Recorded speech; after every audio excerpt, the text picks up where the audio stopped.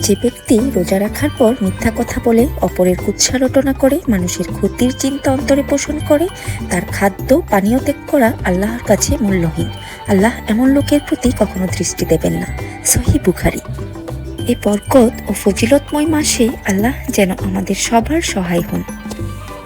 আজকের রেসিপিতে যিনি আমাদের সাথে আছেন, তিনি রাঁধতেও পারেন, চুলও বাঁধতে পারেন। আরুষিকে তার ফুপ্পি জোর করে কলা খাওয়াচ্ছে।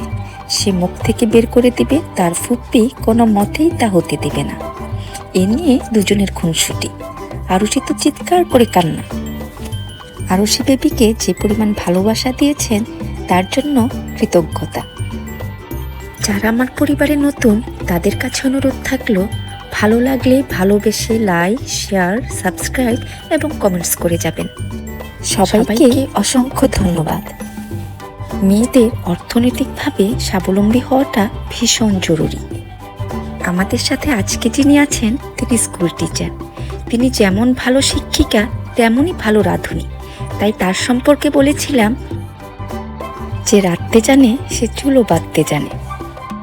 তার সম্পর্কে আমি যা বলেছি তা ঠিক আছে কিনা রান্না দেখে আপনারা অবশ্যই কমেন্টস করে জানাবেন। আজকের 2-in-1 রেসিপিতে থাকছে ক্ষেত থেকে তোলা টাটকা লাল শাক এবং বিশাল বড় সাইজের পাবদা মাছ। সাথেই থাকুন।